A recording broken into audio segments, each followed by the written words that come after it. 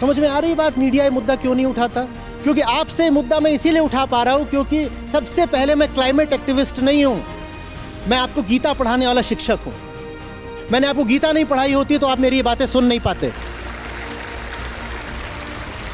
उस दिन हर चैनल को, हर अखबार को मजबूर हो करके ये दिखाना पड़ेगा प्राइम टाइम पर। आज वो नहीं दिखाते क्योंकि आम आदमी को ये दिखाओ तो आम आदमी चैनल बदल देगा, चैनल दिखाएगा तो चैनल बदल देगा। नेता अगर ये बातें बताएगा तो नेता को बदल देगा। कोई नेता भी कैसे बताए? चुनाव आ रहे हैं, किसी चुनावी घोषणा पत्र में आपने इन मुद्दों का उल्लेख सुना?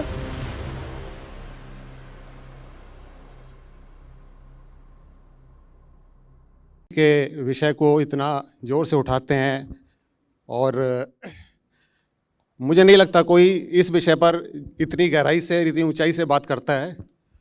और क्लाइमेट चेंज का एक जख्म मैं और मेरा परिवार भी एक जी रहा है लेके। 2013 में जो घटना घटी केदारनाथ में, एक बस जाती है जिसमें कि 30 यात्री गए और वापस कभी नहीं आए। और उस घटना में मेरे माता पिता भी थे। उसके बाद मीडिया ने काफ़ी इस विषय को उठाया, पर्यावरणविदों ने भी बात की और सब जानकारों ने बात की कि पॉलिसी बनेगी। क्लाइमेट चेंज एक ऐसा विषय है कि जिस पे बहुत काम होना चाहिए। आज मेरे ख्याल से 10 साल हो गए और घटनाएं तो घटती जा रही हैं, पॉलिसीज़ भी बन रही हैं। तो सर मेरा जो क्वेश्चन है, चूक हम कहाँ कर रहे हैं सर?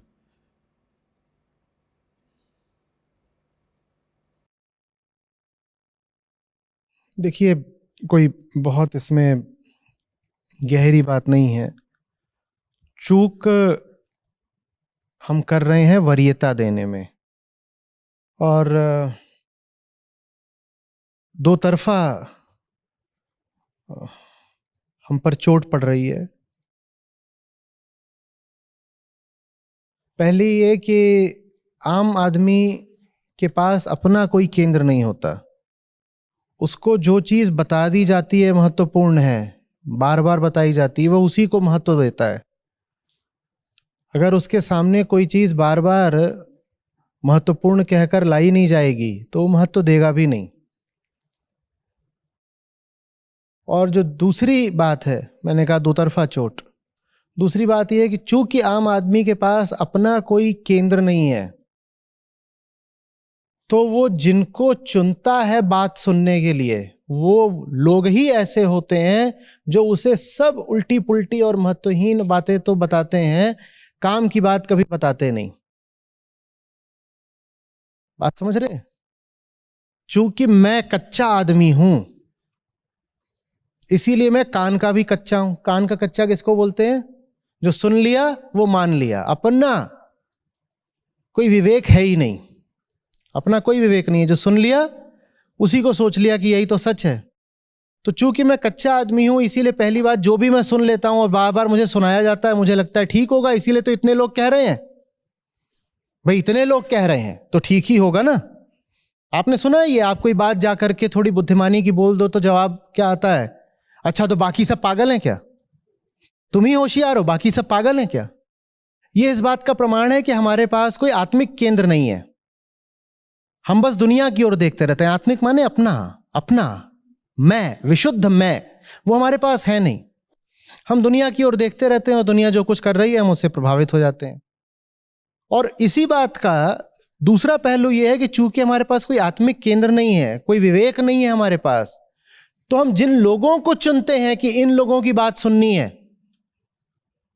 वो सब लोग अनिवार्यतः ऐसे ही होते हैं जिनकी बात सुनी नहीं जानी चाहिए। आप किस टीवी चैनल को सुन रहे हो, आपने किसको अपना आदर्श बना लिया है, आप किसको सम्मान दे देते हो और फिर कान दे देते हो कि आओ अपनी बात सुनाओ हमको, ये सब कुछ अगर आपके विवेक के केंद्र से नहीं आ रहा तो आप पता नहीं किसकी और क्या बात सुनते रहोगे, लगातार सुनते ही रहोगे। वो आपको कभी वो बात बताएगा ही नहीं ना जो वास्तविक है। सारी भूल यहां पर हो रही है। क्लाइमेट चेंज से संबंधित सारी बातें, सारे आंकड़े सार्वजनिक हैं, वहां ऐसा कुछ भी नहीं है जो छुपा हुआ है, और वहां ऐसा कुछ भी नहीं है जो इतना जटिल हो कि आपकी समझ में ना आए। हाँ, जो क्लाइमेट साइंस है वो अपने आप में जटिल होती है, वो जटिल भी है और इनएग्जैक्ट भी होती है, थोड़ा वो अप्रोक्सीमेशंस पर भी चलती है, लेकिन वैज्ञानिक अपनी पूरी शोध को, उसके नतीजों को आपके सामने बिल्कुल सरल करके रख देते हैं, और वो सब कुछ इंटरनेट पर उपलब्ध है। और वो पेड रिपोर्ट्स भी नहीं है कि आप पैसा दोगे आपको तभी मिलेंगी। आपको पैसा नहीं देना है, बस ध्यान देना है, समय देना है, सब कुछ है वहां पर। और उनमें इतनी कोई जटिलता भी नहीं है कि आप पढ़ो तो आपको समझ में नहीं आएगा। हो सकता है रिपोर्ट लंबी हो, पर शुरू में ही उसका एक्सट्रैक्ट या समरी उपलब्ध होती है, उतना ही आप पढ़ लो तो आपको समझ में आ जाएगा। दुनिया के जो अच्छे अखबार हैं और कई जर्नल्स हैं ऐसे जो क्लाइमेट से संबंधित हैं, ज्यादा अच्छी रिपोर्टिंग करते हैं, आप उनकी ही रिपोर्ट्स पढ़ लोगे, आर्टिकल्स पढ़ लोगे, आपको तो भी मिल जाएगा, सब उपलब्ध है, खुला है। लेकिन हमारे सामने वो चीज बार बार लाई नहीं जाती, और इतना विवेक हम में अपना आंतरिक है नहीं कि हम खुद वैसी कोई चीज खोजकर पढ़ें। अगर हम समझते ही हैं कि इस समय ये कोई, देखिए, मुहावराबाजी, जुमलाबाजी नहीं है, हम सचमुच कह रहे हैं कि इस समय पूरी मानवता के सामने इससे बड़ा कोई मुद्दा है ही नहीं, क्लाइमेट चेंज से बड़ा। और जो बाकी भी मुद्दे हैं, अगर आप शीर्ष 10 मुद्दों को लेंगे जो इस समय मानवता के सामने है, तो क्लाइमेट चेंज के अलावा जो बाकी 9 हैं, आप पाओगे कि वो 9 के 9 भी उसी स्रोत से आ रहे हैं जिससे क्लाइमेट चेंज आ रहा है। तो अगर आप क्लाइमेट चेंज का उपचार कर सको तो जो बाकी 9 हैं उनका भी उपचार हो ही जाना है लगभग। लेकिन हम उसकी बात नहीं कर रहे। थोड़ा याद करिएगा कि आप जो भी टीवी चैनल वगैरह देखते हैं उसमें दिन भर में क्लाइमेट चेंज से संबंधित कितनी बात होती है, बताइए कितनी? जोर से बोलिए। 0। मेरा सवाल यह नहीं है कि वो चैनल 0 बात क्यों करता है क्लाइमेट चेंज की, मेरा सवाल यह है कि इसके बाद भी आप वो चैनल देखते क्यों हो। और मेरा एक और सवाल है, क्लाइमेट चेंज की बात न करके वो चैनल आपको जो कुछ भी दिखाता है, आपको फिर समझ में नहीं आ रहा कि वो सब जो दिखाया जा रहा है कितना बड़ा झूठ है? तो बहिष्कार न सिर्फ उस चैनल का होना चाहिए बल्कि उस सामग्री, उस विषय का भी होना चाहिए जो वो चैनल दिखा रहा है। नहीं समझे?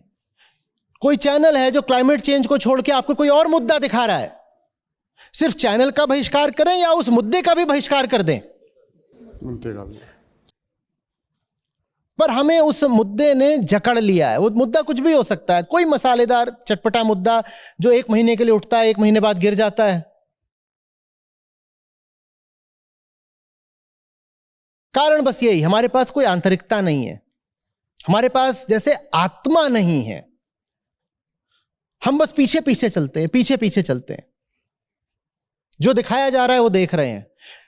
बुद्धि के तल पर पता भी है कि सबसे जरूरी चीज क्या है, लेकिन उसके बाद भी वो चीज अगर सामने नहीं आ रही है तो हम पे कोई फर्क नहीं पड़ रहा, हम एकदम खड़े नहीं हो जाते उछल करके। मैं पिछले 3 घंटे से ये चैनल देख रहा हूं और इसमें एक बार भी कुछ भी ऐसा नहीं आया जिसका संबंध क्लाइमेट चेंज से हो। ये कैसे हो सकता है? ये कैसे हो सकता है? मैं कम से कम ये चैनल बदल तो दूं, और अगर मुझ में थोड़ी भी प्रतिभा है और थोड़ी ईमानदारी है तो मैं सिर्फ बदलूंगा नहीं, मैं वो सब कुछ करूंगा ये बात सामने लाने के लिए जो कर सकता हूं। मैं सोशल मीडिया पर लिखूंगा, इतना तो कर सकता हूं। हम में से कोई ऐसा नहीं होगा जो घर परिवार के 2-4 व्हाट्सएप ग्रुप्स में ना हो। वही वो जो ताऊजी वाला गुड मॉर्निंग वाला ग्रुप होता है। जो बातें आप जानते हो कि असली हैं और सच्ची हैं, वो भी क्या आप वहां जाकर लिखते हो? वो वहां पर बेधड़क आकर के अपना प्रचार प्रोपेगेंडा करते रहते हैं, बिल्कुल ही गंदे स्तर का। देखा है ना वो जो फॉरवर्ड्स आते हैं व्हाट्सएप यूनिवर्सिटी वाले, वो आपके भी दोस्तों के और कलीग्स के और बंधुओं के व्हाट्सएप ग्रुप्स पर आते हैं कि नहीं आते हैं? आते हैं ना। आपने कितनी बार आईपीसीसी की रिपोर्ट वहां फॉरवर्ड करी, बताइए? वो तो गंदगी फैलाने में खूब आगे आगे हैं। आप कितनी बार वो बात वहां सामने रख रहे हो जो सही और सच्ची है? बोलिए। और ये कोई ताज्जुब की बात नहीं, क्योंकि जहां विवेक नहीं होता वहां डर जरूर होता है, वहां डर जरूर होता है। वही कारण जो हमें मजबूर करता है एक घटिया चैनल को देखते ही रहने पर, यह जान जाने के बाद भी कि यह घटिया सामग्री ही परोसता है, हम तब भी उसे देखते ही रहते हैं।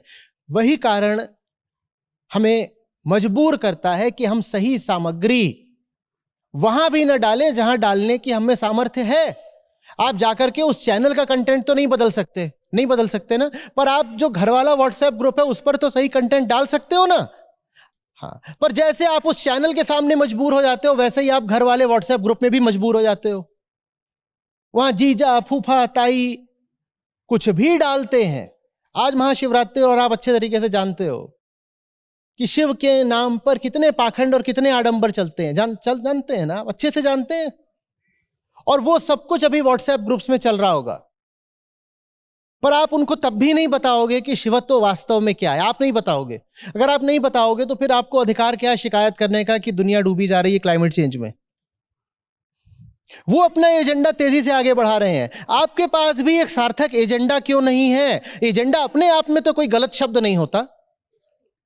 एजेंडा का अर्थ है उद्देश्य। उद्देश्य अपने आप में कोई गंदा शब्द तो नहीं होता ना। और जिनका सचमुच गंदा है वो उसे तेजी से आगे बढ़ाते हैं,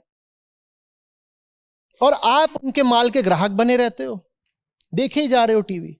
और फिर समझिएगा, सही की शर्त पर आपको जो कुछ दिखाया जा रहा है वो गलत ही तो होगा ना। सही को हटा करके आपको जो भी परोसा जा रहा है वो गलत ही होगा ना। तो बात बस उस चैनल की नहीं है, बात उस मुद्दे की भी है जो आपको दिखाया जा रहा है सही मुद्दे के विकल्प के तौर पर। क्लाइमेट चेंज इतनी बड़ी बात है कि यह मुद्दा आसानी से छुपाया नहीं जा सकता, तो इसको छुपाने के लिए बड़ा श्रम करना पड़ता है। बहुत ज्यादा, जैसे कोई सड़ी चीज आपको परोसनी हो अपने मेहमानों को, तो आपको क्या करना पड़ता है फिर?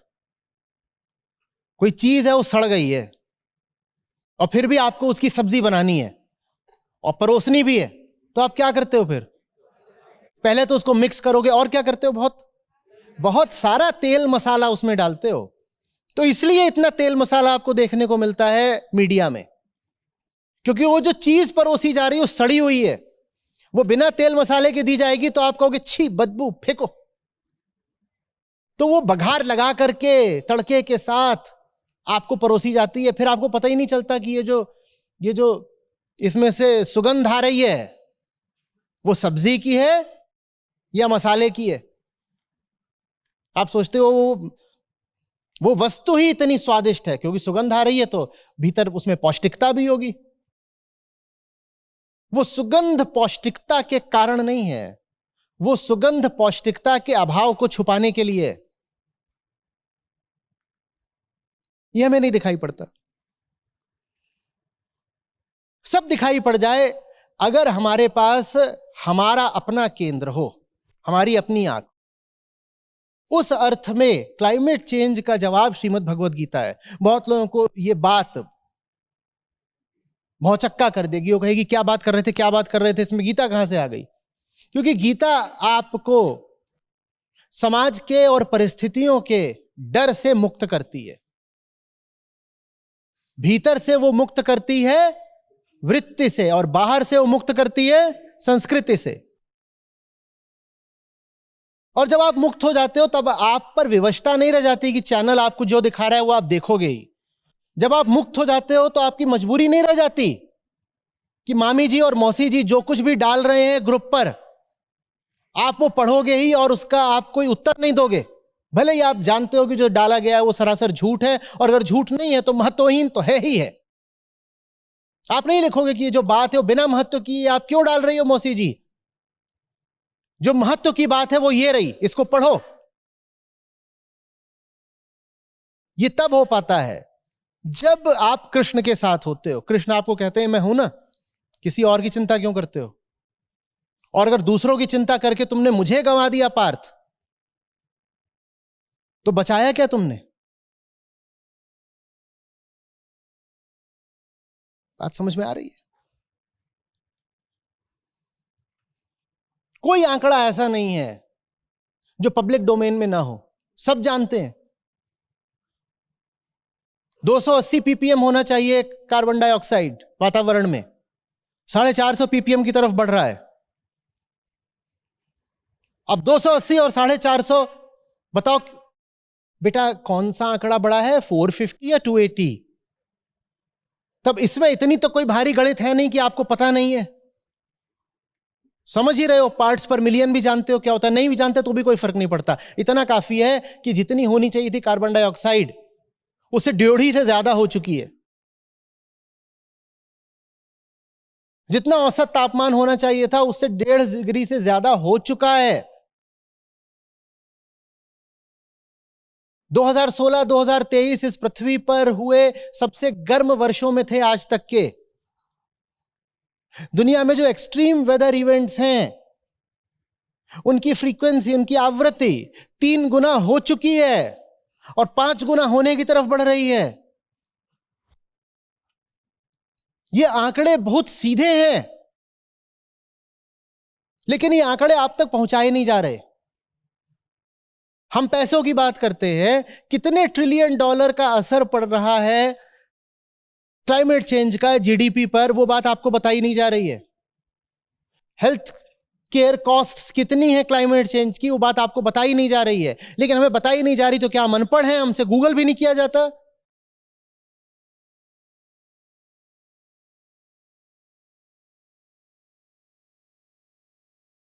बोलिए। वॉर को ले लीजिए, अभी 2 बड़ी लड़ाइयां चल रही हैं।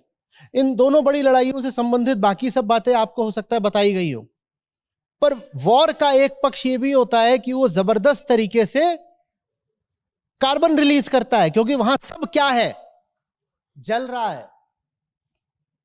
और जहां कोई भी ऑर्गेनिक मटेरियल जलेगा वहां क्या रिलीज होगा? कार्बन डाइऑक्साइड रिलीज होगा।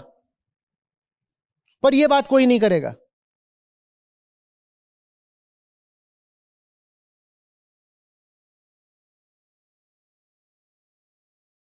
क्यों नहीं करेगा? क्योंकि क्षुद्र स्वार्थ आड़े आते हैं। और जैसे चैनल और मीडिया के क्षुद्र स्वार्थ आड़े आते हैं और जैसे अखबारों के स्वार्थ आड़े आते हैं, वैसे हमारे पास भी तो स्वार्थ है। हमारे पास देह के स्वार्थ है, हमारे पास जबान के स्वार्थ है। फॉसिल फ्यूल के बाद जो दूसरा सबसे बड़ा कारण है क्लाइमेट चेंज का, वो है आहार।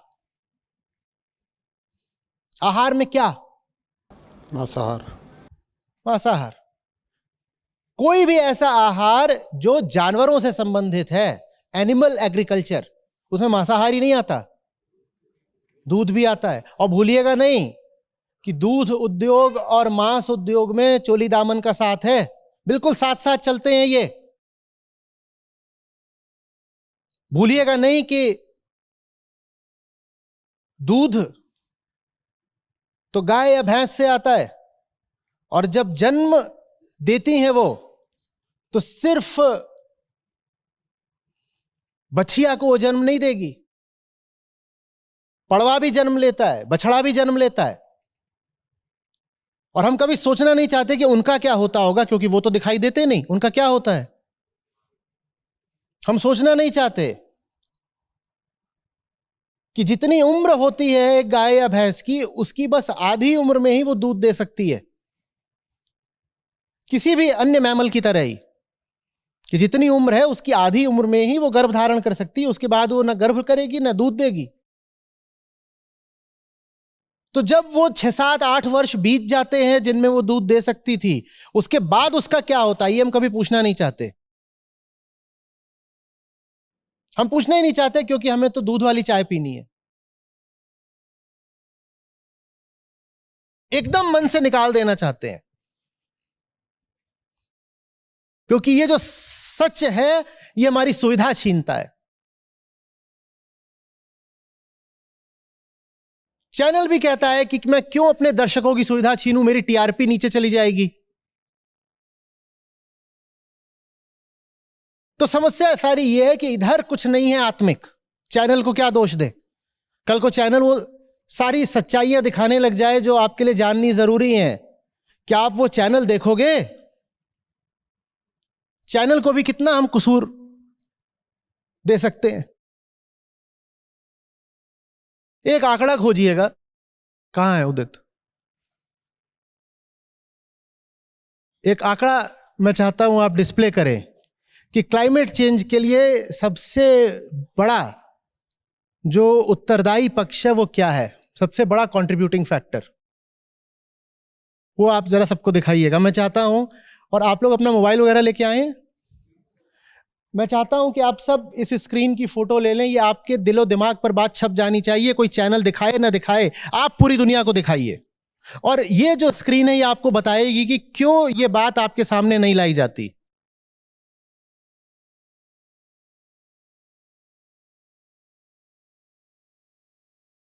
आपसे बोला जाता है क्लाइमेट चेंज रोकने के लिए घर में 2 कार की जगह 1 कार रखो। कितना फर्क पड़ना है उससे? कितने टन कार्बन डाइऑक्साइड? ये जो आंकड़े हैं ये टन्स ऑफ कार्बन डाइऑक्साइड है। ऊपर लिखा है TCO2 पर ईयर। प्रतिवर्ष कितने टन कार्बन डाइऑक्साइड बचा लोगे अगर 1 कार कम भी कर दी तो? कितना है? नंबर 2 बोलो जल्दी। और ये तो तब है जब कार कम कर दो। आपको बार बार बोलता है ईवी आ गया, ईवी पर जाओ। ईवी पर जाने से 2.4 से भी कम होगी बचत। आपसे कहा जाता है देखो फ्लाइट में कम चलो, जहां पे भी हो सके संभव ट्रेन से चले जाओ, बाय रोड और बाय रेल। कितना बचा लोगे? कितना बचा लोगे? ये सारी बातें हमें फिर भी सुनने को मिल जाती हैं। चैनल क्लाइमेट चेंज की मुद्दे की चर्चा ही नहीं करते। अगर चर्चा करते भी हैं तो ये सब बातें होती हैं। स्कूलों में भी ये सब बातें होती हैं। कौन सी बातें? नंबर 1 को छोड़ के नंबर 2 से लेके नंबर 10 तक की बातें, सारी बातें कर दी जाएंगी। Listen kids, we should recycle plastic. पहला सवाल ये, क्यों किड आया? क्यों? जिस किड को ये बात बतानी पड़ रही है, वो जो पहली बात है कोई आपको कैसे बता दे? क्योंकि हमारी तो संस्कृति यही है कि घर माने घोंसला और घोंसला माने अंडे। कोई कैसे बता दे कि 1 से नहीं 2 चाहिए, 3 चाहिए, 5 चाहिए? आप ये नीचे की जितनी चीजें लिखी हैं सब कर लो। रिसाइकलिंग आप चारों तरफ पढ़ रहे होते हो, वो कुछ भी नहीं है, मोरल व्हाइट वॉशिंग है। ताकि आप अपने आप को एक मोरल दिलासा दे सको कि मैं भी क्लाइमेट चेंज के लिए कुछ करता हूं। मैं क्या करता हूं? मैं रिसाइकलिंग करता हूं। और इतना बड़ा बड़ा लिख देते हैं लोग, everything here is recycled. The answer is so what? So what? Recycling can make only that much of difference. क्या कर लोगे रिसाइकलिंग करके? इसलिए कोई नहीं बात करना चाहता क्लाइमेट चेंज की, क्योंकि हमारी संस्कृति में सिखा रखा है कि महिला का जीवन सार्थक ही तभी है जब वो कम से कम 2-4 बच्चे पैदा कर दे। ये जो चीज है ना, बच्चों की हवस, ये है क्लाइमेट चेंज। इसलिए इसकी कोई बात नहीं करता। और आप कुछ कर लो, नीचे वाले काम आप कितने भी कर लो, वो ऊपर वाला काम अगर नहीं कर रखा, आप बोलो मेरे 2 बच्चे हैं और मैं क्लाइमेट एक्टिविस्ट हूं, गो टू हेल। क्या तुम्हारा क्लाइमेट एक्टिविज्म?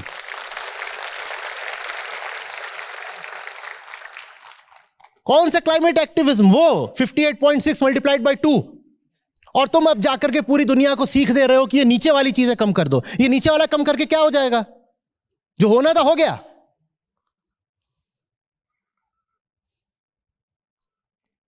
मैं ये बात बताता हूं तो ऐसे ऐसे सूरमा है, वो बोलते हैं हिंदुओं की आबादी कम कर रहा है, अब देश में मुसलमान छा जाएंगे सारे।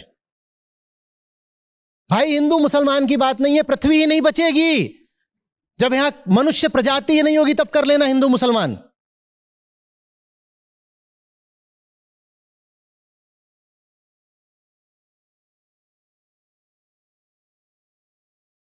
ग्रीन एनर्जी, ये सब खूब सुनते हो कि नहीं?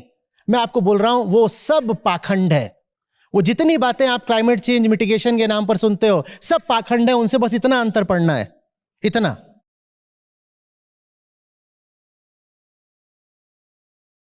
इसको अच्छे तरीके से देख लीजिए।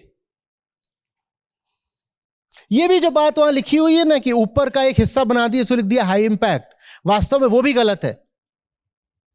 हमने हाई इंपैक्ट वाले क्षेत्र में फ्यूअर चाइल्ड और बाकी सारी चीजें भी जोड़ दी हैं, सब की सब हाई इंपैक्ट थोड़ी हैं।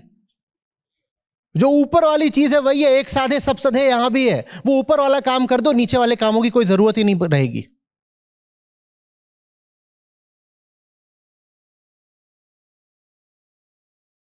Wash clothes in cold water.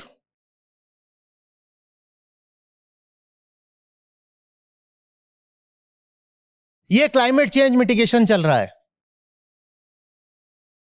और यह कह करके हम अपने आप को प्रमाणित कर लेते हैं कि हम भी एक जागरूक नागरिक हैं।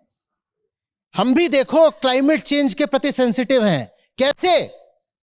मेरे यहां जो काम करने वाली बाई आती है, मैं उसको गर्म पानी नहीं करने देती, मैं तो ठंडे में धो, तू ठंडे में धोएगी।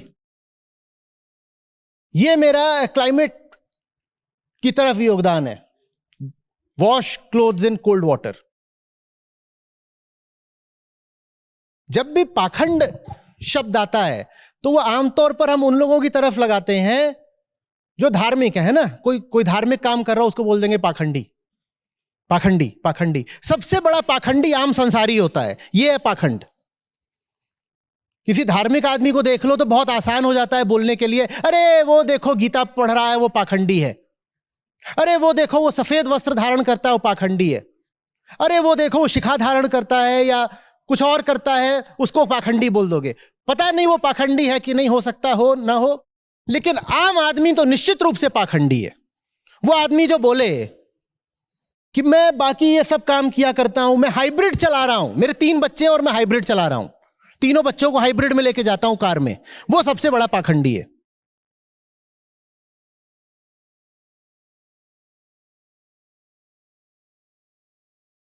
यही जो चार्ट है जो आप पाई चार्ट के रूप में दिखाते हो, वो है आपके पास? उसको भी लगा दीजिएगा, ये सब लोग उसकी भी फोटो ले लें। और कोई नहीं कह रहा कि बच्चे होने नहीं चाहिए, मुझे भी बहुत अच्छे लगते हैं बच्चे। 1 fewer चाइल्ड, क्या लिखा है वहां? 1 fewer चाइल्ड, एक है तो दूसरे की आवश्यकता नहीं है बाबा। मेडिकल साइंस बहुत तरक्की कर गया। ज्यादा बच्चे तब चाहिए होते थे जब चाइल्ड मॉर्टेलिटी रेट बहुत हाई था, तब भरोसा नहीं होता था कि बच्चे रहेंगे नहीं रहेंगे क्या होगा। ज्यादा बच्चे तब चाहिए होते थे जब आप खेत में काम करते थे और खेत बहुत बड़ा होता था, आप कहते थे जितने हाथ होंगे उतनी उत्पादकता बढ़ेगी। पहली बात तो आप आज खेत में काम नहीं करते, दूसरी बात खेतों का आकार ही बहुत छोटा हो गया है अब, और मैकेनाइज्ड फार्मिंग होती है। अब तो यह है कि अगर किसी किसान के 3 बेटे हो गए तो खेत और छोटा हो जाएगा, और खेत जितना छोटा होता जाता है प्रोडक्टिविटी उतनी गिरती जाती है। क्रॉप यील्ड्स भी ज्यादा हो, उसके लिए जरूरी है कि जो फार्म साइज है वो बड़ा हो।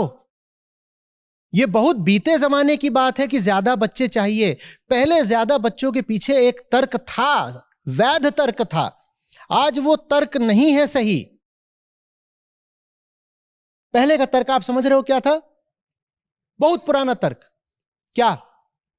खेती करते हैं भाई, जितने हाथ उतनी उत्पादकता। आज पहली बात तो आप हाथ से करते हो क्या? अमेरिका की 1% आबादी नहीं है जो खेती में लगी हुई है, और वो पूरे देश को भी खिलाते हैं और निर्यात भी करते हैं। भारत की आज भी 60% आबादी खेती में ही लगी हुई है। हमारे यहां पर जो होल्डिंग्स का, जो खेत का साइज ही है वो बहुत छोटा है, और बच्चे पैदा करके क्या करोगे? वो खेत और बढ़ जाएगा। पर पुरानी मानसिकता निकल नहीं रही है भीतर से, ठीक वैसे जैसे शक्कर खाने की ललक भीतर से हमारे निकल नहीं रही है। एक समय था जब हमारे पास फूड सिक्योरिटी नहीं थी, अतीत में बहुत पीछे, तब शरीर कोशिश करता था कि जिस दिन मिले उस दिन बहुत सारा खा लो, क्योंकि कल का भरोसा नहीं है। और खास तौर पर कार्बोहाइड्रेट्स खा लो और शुगर्स खा लो, क्योंकि आखिरी समय में जिंदा आपको वही रखेंगे।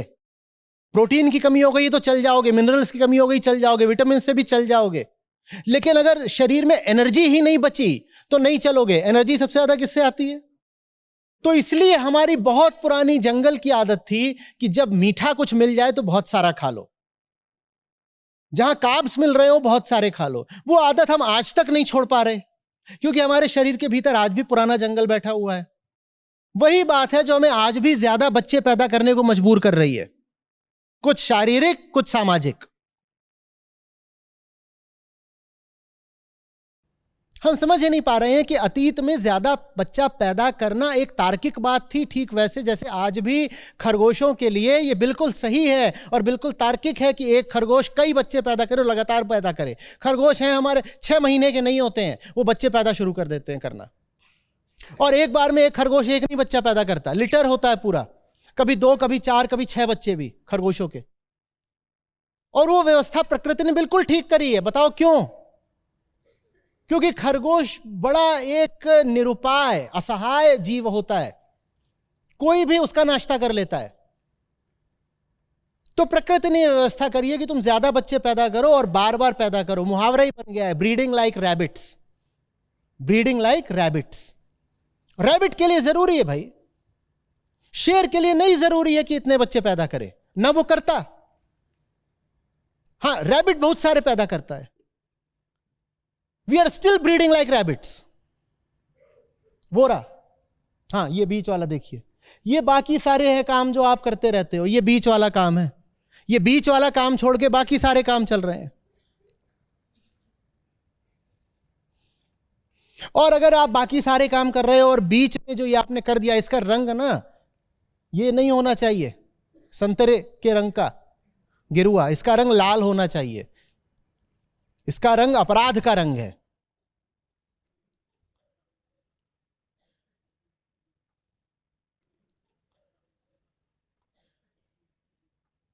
तीन श्रेणियां होनी चाहिए बस, जो अपने आप को किसी ऊंचे लक्ष्य में डुबो सकें। उन्हें कोई जरूरत नहीं है संतान की, बिल्कुल कोई जरूरत नहीं है। यह बात अपने मन से निकाल दीजिए कि जीवन में कोई बड़ी कमी रह जाएगी। अगर आप जीवन में कोई सार्थक लक्ष्य लेकर चलने का दम रखते हैं तो मत इस भाव में रहिए कि बच्चा तो, बल्कि आपको बहुत सारे कामों से हटाकर अपनी ओर खींचता है। बहुत ऊर्जा, बहुत समय लगती है एक बच्चे को अगर आप सही लालन पोषण देना चाहते हैं तो। मैं आपके साथ जो काम कर रहा हूं, मुझे बताइए, मैं कर लेता? मेरे भी 2 हैं चुंगू मुंगू, तो मैं कर लेता क्या? आचार्य जी बैठे हुए थे, गीता पढ़ा रहे थे, एक तभी उछल के आया, पटाख से आगे बैठ गया, पापा।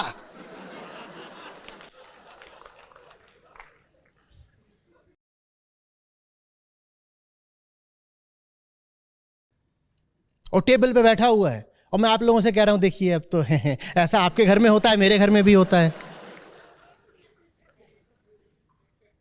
फिर पढ़ लीजिएगा गीता, फिर आ चुका मैं आपके काम। तो जो पाते हो कि वो जान गए हैं कि जिंदगी कैसे जीनी, उन्हें तो कोई जरूरत ही नहीं है। जो दंपति हैं जिन्हें लग रहा है कि अब ब्याह करा है, बच्चा होना चाहिए, एक संतान पर्याप्त होनी चाहिए, एक संतान पर्याप्त होनी चाहिए।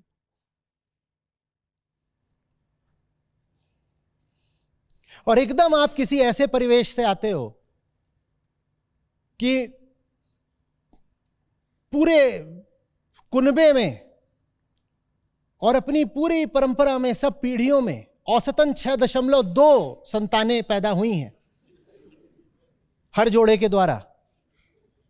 बोले कि आप क्या बोल रहे हैं, हमारे पिताजी तो 9 भाई बहन थे, हमारी माताजी 11 संतानों में 8वीं थी, आप क्या बोल रहे हैं? कुछ लोग बोलते हैं कि साहब हमारा धर्म मजहब ऐसा है कि हमें तो ज्यादा हमें कहा जाता है कि बच्चे मत रोकना, बच्चे सीधे ऊपर से आते हैं। कुछ लोग कहते हैं हम ऐसे क्षेत्रों से आते हैं, ग्रामीण क्षेत्र है जहां पर सबके ज्यादा औलादे होती है, तो हमसे भी कहा जाता है कि बच्चे ज्यादा करना। उनको मैं कह रहा हूं, अगर इतनी मजबूरी है तो 2 कर लो यार। बहुत बहुत दिल पे पत्थर रख के कह रहा हूं कि इतनी मजबूरी है तो 2 कर लो। लेकिन जो भी है तुम्हारा, राम, भगवान, खुदा, गॉड, ईश्वर, अल्लाह, मैं उसकी दुहाई दे के कह रहा हूं 2 से तीसरे पर मत चले जाओ। और 2 भी बहुत ज्यादा है, पृथ्वी के पास अभी गुंजाइश नहीं है 2 बच्चे भी झेलने की। एक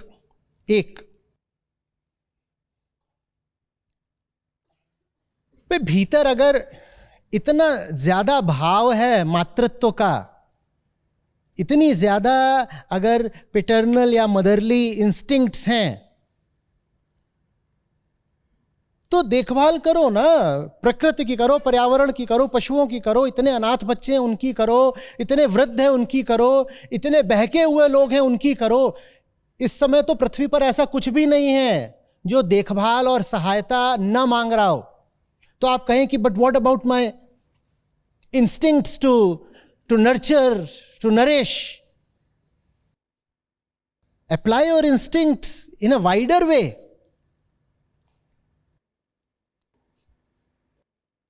नदी क्या ये बोलती है कि मेरा पानी तो सिर्फ मैं ही पीऊंगी? नदी का क्या काम है? अगर आपके पास है तो पूरी दुनिया को दीजिए और बिना भेदभाव के दीजिए। नदी किसी को मना करती है तुझे नहीं दूंगी। वृक्ष कभी बोलता है कि भाई ये मैं हूं, ये मेरे फल हैं, ये तो मेरे ही आसपास के लोग खाएंगे, जो आके खाना चाहे सबका स्वागत है। इंसान क्या, पशु पक्षियों का भी स्वागत है। तोता आकर के फल खा रहा है, वृक्ष कभी तोते को मना करता है?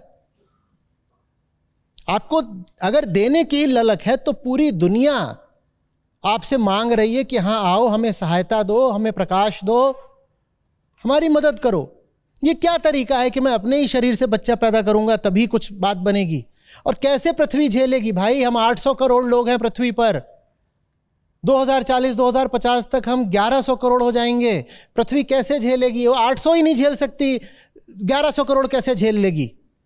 आपको मालूम है हम जितना कंजम्पशन अभी ही करते हैं उसके लिए भी कई पृथ्वियां चाहिए, और जितना हम करना चाह रहे हैं उसके लिए 15 पृथ्वियां चाहिए। जो हमारे अरमान हैं, हम सबके पास अरमान है ना जीवन में भाई, प्रोग्रेस करने का, भाई लाइफ में तरक्की मांगने का। आपके अरमान अगर सार्थक हो गए तो 15 पृथ्वियां चाहिए आपके अरमान पूरा करने के लिए। हर आदमी जो कुछ चाह रहा है लाइफ में, होता ना, लाइफ में ड्रीम्स होने का, फाइट फॉर योर ड्रीम्स करके दिखाने का। ये जो आपकी ड्रीम्स हैं अगर आपने सचमुच करके दिखा दी तो राम बचाए कुछ नहीं बचेगा। फिर पृथ्वी भी बस इसलिए बची हुई है क्योंकि आपके जो सपने हैं वो साकार नहीं होते। यहां जो स्कूटी पे चल रहा है वो कह रहा है मुझे 8 व्हीलर चाहिए, जिसके घर में 2 फ्रिज है वो कह रहा है मुझे वो उतना कुतुब मीनार जितना फ्रिज चाहिए, वो भी 4। करोगे क्या? खुद बैठोगे उसमें, मकबरा बनाओगे उसमें अपना, क्या करोगे?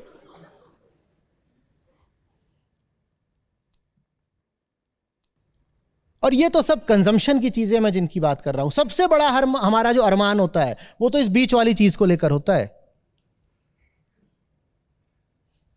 मेरी बगिया में फूल कब खिलेगा?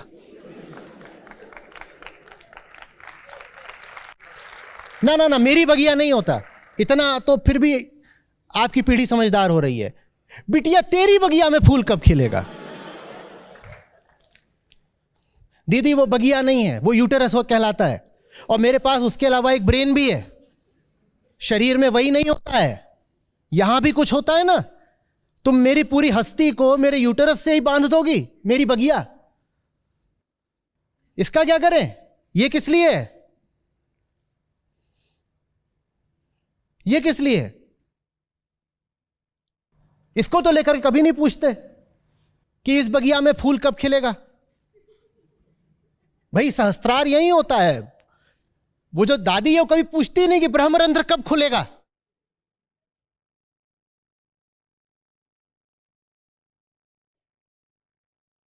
जो आप चक्रों की बात करते हो ना, आखिरी चक्र यहां होता है।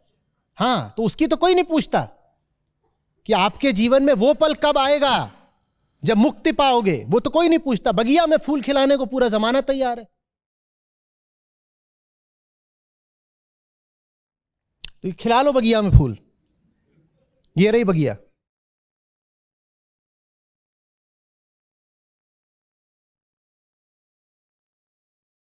समझ में आ रही बात? मीडिया ये मुद्दा क्यों नहीं उठाता? क्योंकि आपसे मुद्दा मैं इसीलिए उठा पा रहा हूं क्योंकि सबसे पहले मैं क्लाइमेट एक्टिविस्ट नहीं हूं, मैं आपको गीता पढ़ाने वाला शिक्षक हूं। मैंने आपको गीता नहीं पढ़ाई होती तो आप मेरी ये बातें सुन नहीं पाते।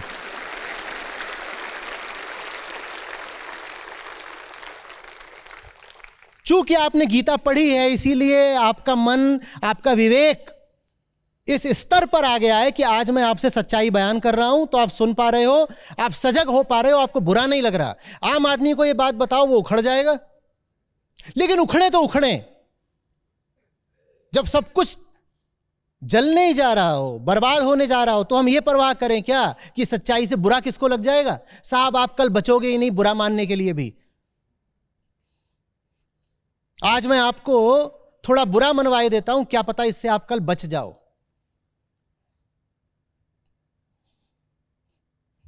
जाकर के जितना हो सके इस बात को आगे बढ़ाइए, प्रचार करिए, बेखौफ होकर के। क्या ऐसा डर रहे हो?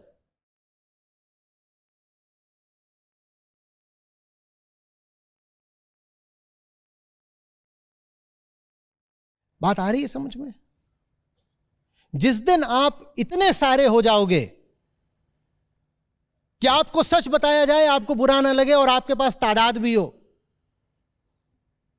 उस दिन हर चैनल को, हर अखबार को मजबूर होकर के यह दिखाना पड़ेगा प्राइम टाइम पर।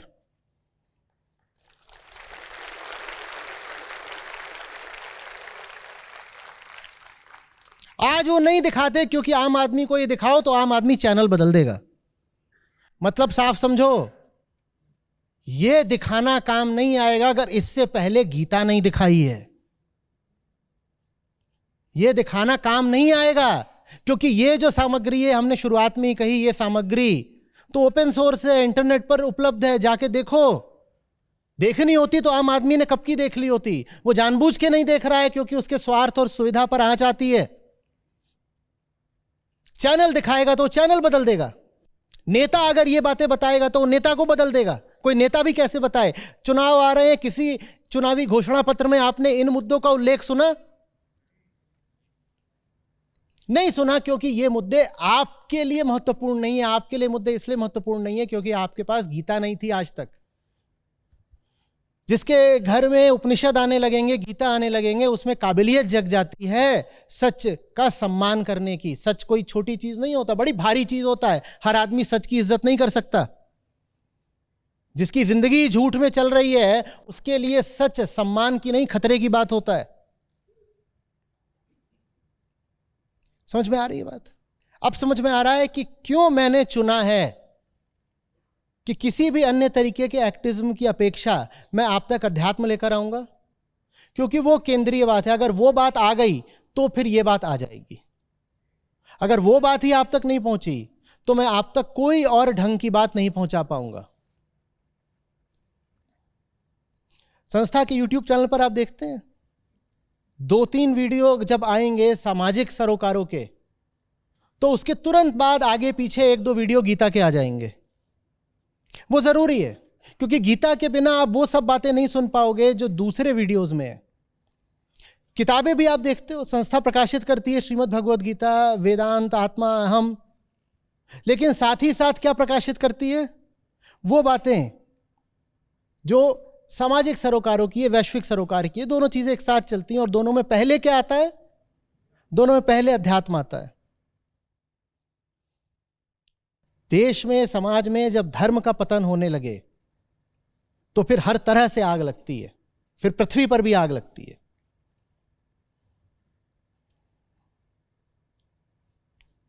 जब संत वाणी से मन हट जाता है तो फिर आप एंकर वाणी ही तो सुनोगे।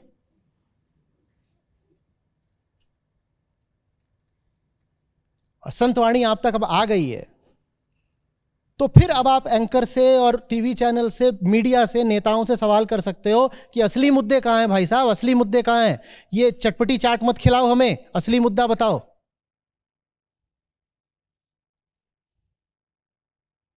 ये बात स्पष्ट हो रही है या कुछ अभी अटक रहा है? आप देख रहे हो कि चूंकि हमारे पास बहुत पुराने प्रिमिटिव पशुता भरे स्वार्थ हैं, बेहोश स्वार्थ हैं, इसीलिए कोई हमसे सच बोलने का जोखिम नहीं उठाता। बोलो, एक जानवर है और वो लपक के जा रहा है फल की तरफ। एक जानवर है, मान लो एक सांड है, एक बंदर है, कुछ भी है, वो लपक के एक फल की तरफ जा रहा है। आप उसके सामने आकर के उसे यथार्थ बताओगे कि ऐसे करके कि सुन, वो ऐसे लपकता हुआ आ रहा है इधर से और इधर फल रखे हुए हैं, आप ऐसे रास्ते में खड़े हो जाओगे कि ठहर जा सांड, आज मैं तुझे सच्चाई बताता हूं, ये जो फल है ना, ये बहुत गंदे तरीके से उगाया गया है, तमाम तरीके के इसमें गंदे फर्टिलाइजर डले हैं, पेस्टिसाइड डला है, और छोटे किसानों का बहुत शोषण हुआ है, ये फल जिस तरीके से तेरे सामने आया है। आप उसे बताओगे क्या? क्यों नहीं बता सकते उसको? क्योंकि वो एक जानवर है स्वार्थ से भरा हुआ।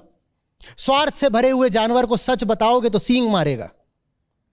इसलिए टीवी आपको सच्चाई नहीं बताता, क्योंकि हम स्वार्थ से भरे हुए जानवर हैं। बस हमें कोई सच बताएगा तो मार खाएगा। फिर सोचो ना, कौवा गंदगी में चोंच डाल रहा है। कौवा क्या कर रहा है? गंदगी में चोंच डाल रहा है। आप जाके उसे ज्ञान दोगे? हे काक, यह मल है, त्याग दे। उसे ज्ञान दोगे क्या? क्योंकि वो जानवर है और उसके पास उसके शारीरिक स्वार्थ हैं। ये रहा हमारा शारीरिक स्वार्थ, बीच वाला। जिसके पास शारीरिक स्वार्थ है उसे ज्ञान नहीं दिया जा सकता। किसी को अगर सच्चाई बतानी हो तो सबसे पहले उसे उसके भीतर की सच्चाई बताओ, आत्मज्ञान दो। आत्मज्ञान नहीं है, अगर उसे उसकी ही सच्चाई नहीं पता, अपने स्वार्थों की सच्चाई नहीं पता, तो उसे फलों की सच्चाई बताने से नहीं होगा। अगर हमें हमारे दिल की सच्चाई नहीं पता तो कोई आपको बताएगा भी कि आज पृथ्वी कितनी जल रही है, तो कुछ नहीं होने वाला।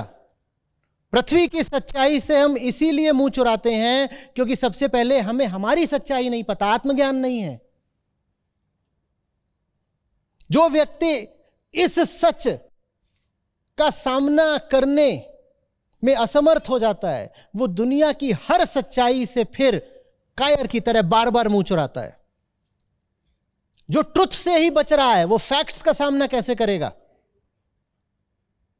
जो ट्रुथ से ही बच रहा है वो फैक्ट्स का सामना कैसे करेगा? तो इसीलिए हमें फैक्ट्स नहीं दिखाया जाता, हमें प्रोपेगेंडा दिखाया जाता है। टीवी पर, मीडिया पर, हर जगह जहां जहां पे संभव हो हमें हर जगह बस बेवकूफ बनाया जाता है, क्योंकि हम बेवकूफ बनना चाहते हैं। और बेवकूफ बनना चाहते हैं बस शारीरिक और सामाजिक स्वार्थों की वजह से। और वो स्वार्थ ऐसे नहीं है कि उसमें हमें कोई लाभ होता हो, बस भ्रम है। इसी को अध्यात्म बोलता है, मोह, अध्यास, माया, विपर्य। माया है बस। जहां तुम्हें लग रहा है कि तुम्हें कुछ मिल रहा है, वहां तुम्हें मिल कुछ नहीं रहा, लुट ही रहे हो। पर भाव ऐसा है कि कुछ लाभ हो रहा है, लुट लगातार रहे हो और सच्चाई देखने को तैयार भी नहीं।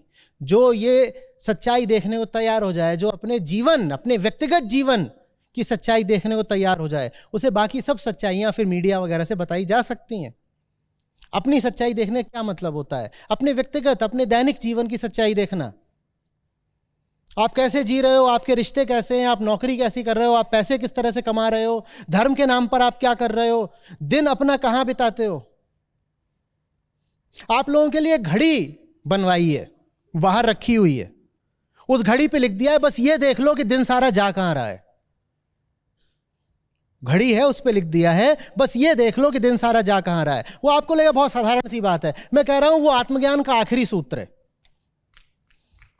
बस ये देख लो कि दिन सारा जा कहां रहा है। जिसने ये देख लिया उससे अब आप सारी सच्चाइयां बयान कर सकते हो, वो सुनेगा। पर जो अपनी ही सच्चाई से मुंह चुराता है उसे तुम क्या ये बताओगे? उस व्यक्ति की तो हस्ती की ही शुरुआत झूठ से है, उसे सच कैसे बताओगे?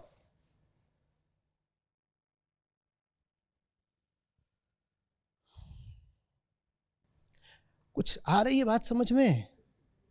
एक्टिविज्म का ढोल बजाने से कुछ नहीं होगा, क्योंकि जो बात पर्दे में हो उसको दिखाया जा सकता है पर्दा हटा के। यहां कुछ पर्दे में है ही नहीं, सब सार्वजनिक है, पब्लिक डोमेन की इंफॉर्मेशन है बाबा। सोते हुए को जगाया जा सकता है। वो है ना जो आप लोगों को पोस्टर बहुत प्रिय है, you are not missing the secret, you are missing the obvious.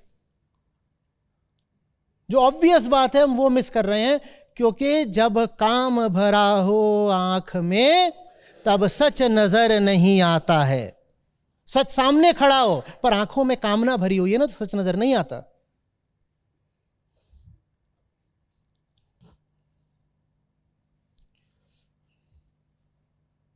Hang dry clothes, upgrade light bulbs, और बहुत सारे हम पाखंडी, हमसे बड़ा कोई पाखंडी है क्या? हम ये सब करके अपने आप को सर्टिफिकेट दे देते हैं क्लाइमेट कॉन्शियस होने का। You know, I live a climate conscious lifestyle. सारे जो पुराने बल्ब्स थे वो हटा दिए, हम नए ज्यादा एनर्जी एफिशिएंट बल्ब्स लेकर आए हैं।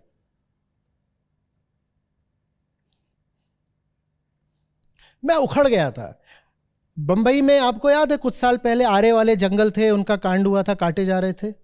हाँ, उसी का तो खैर अब बहुत बड़ा रूप हमें छत्तीसगढ़ में हसदेव में देखने को मिल रहा है, पर वो आज से कुछ साल पहले की बात है। तो एक थी वो क्लाइमेट एक्टिविस्ट थी, तो उनका पेज था, उसमें एक के बाद एक यही आ रहा था कि जंगलों को बचाओ, जंगलों को बचाओ, ये पेड़ है। और वहाँ पूरा जंगल भी नहीं है, वहाँ कुछ पेड़ थे जो कट रहे थे, वो भी नहीं कटने चाहिए थे। मैं कोई पेड़ों के कटने का समर्थन तो किसी हाल में नहीं कर सकता। तो वो बार बार कह रही थी कटाओ कटाओ, और बहुत सारे लोग हैं वो वहाँ पर पहुँच करके धरना वगैरह दे रहे। बहुत अच्छी बात है, जंगल को बचाना है, पेड़ों को बचाना। और वही जो पेज है जिसमें एक के बाद एक उनकी पोस्ट थी, उसी में नीचे एक पोस्ट थी, oh what a bundle of Joy, दीदी कांग्रेचुलेशंस। मैंने कहा ये इससे बड़ा पाखंड हो सकता है? आप बात कर रहे हो जंगल को बचाने की, और यहां पे आपने वो बच्चे की डाल दी है what a bundle of Joy, दीदी कांग्रेचुलेशंस। आप ये इन सब छोटे छोटे सर्कल्स में से किसी एक सर्कल को एड्रेस कर रहे हो और कह रहे हो बहुत बुरा हो रहा है, बहुत बुरा हो रहा है। और ये जो बीच वाली चीज है इस पे आप बोल रहे हो कांग्रेचुलेशंस। इससे बड़ा पाखंड हो सकता है? I am a climate activist who is congratulating somebody on getting another child. आज बच्चा पैदा होना बधाई की बात है। मैं नहीं कह रहा हूं मातम मनाओ, पर कम से कम उसको बधाई का विषय तो मत ही समझो भाई। जिम्मेदारी की बात हो सकती है, पर बधाई की बात तो मुझे आज नहीं दिखाई देती। यह बात किसी शास्त्र में लिखी नहीं मिलेगी। एक होता है धर्म और एक होता है काल धर्म। यह काल धर्म है।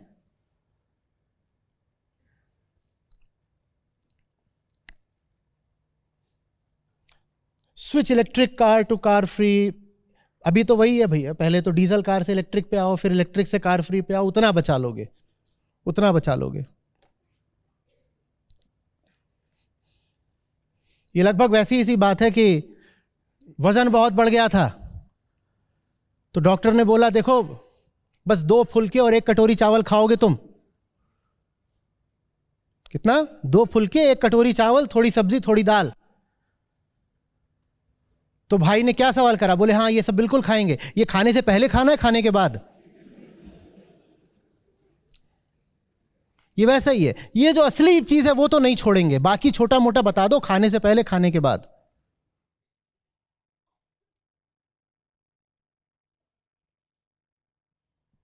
हाइब्रिड ले आओ। फिर आ गया वो wash clothes in cold water. वास्तव में ये जो है ये ठंडे देशों पर ज्यादा लागू होता है, क्योंकि वहां उन्हें बहुत गर्म करना पड़ता है। तो ये वहां के लिए।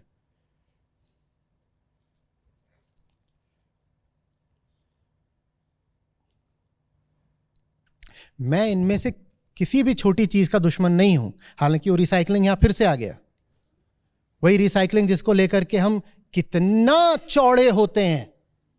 मेरा जूता भी रिसाइकल्ड है, मेरी नाक भी रिसाइकल्ड है, मेरी पत्नी भी रिसाइकल्ड है, मेरा सब कुछ रिसाइकल्ड है।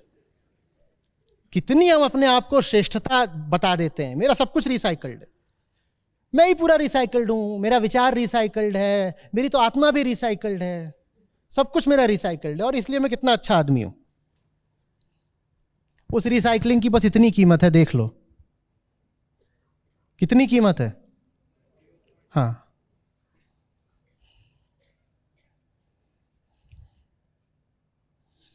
एक बच्चा, बस एक बच्चा नहीं होता। आपने एक बच्चा नहीं पैदा करा, आपने एक श्रृंखला पैदा करी है बाबा। वो बच्चा आप क्या करेगा?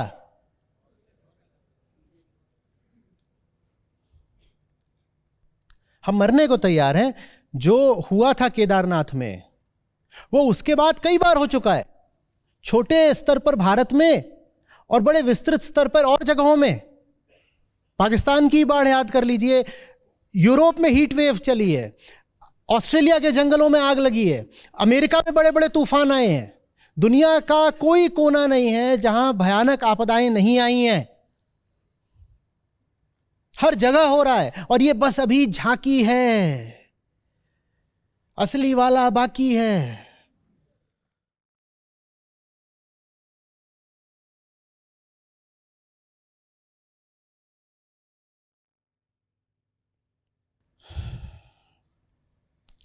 लोगों तक तथ्य और सत्य, ये दो चीजें लेके जाइए। तथ्य ये रहा, और सत्य गीता, उपनिषद, दुनिया भर का सारा बोध साहित्य, दुनिया भर की सारी संतवाणी, वो सत्य दोनों लोगों तक पहुंचाएगी, और तथ्य ये है। ये दोनों लोगों तक पहुंचाइए, तब बात बनेगी। बेखौफ होकर, डरना नहीं है। डर के भी क्या कर लोगे? बचा ही कितना समय है? ना हमारे पास समय है, ना पृथ्वी के पास समय। अब डर डर के भी बिता लोगे तो क्या कर लोगे? जगत मद में चूर और चाल अड़बड़ चल रहा, मद उतारे बिना कहो चाल ठीक होगी कहाँ। जगत मद में चूर और चाल अड़बड़ चल रहा, मद उतारे बिना कहो चाल ठीक होगी कहाँ।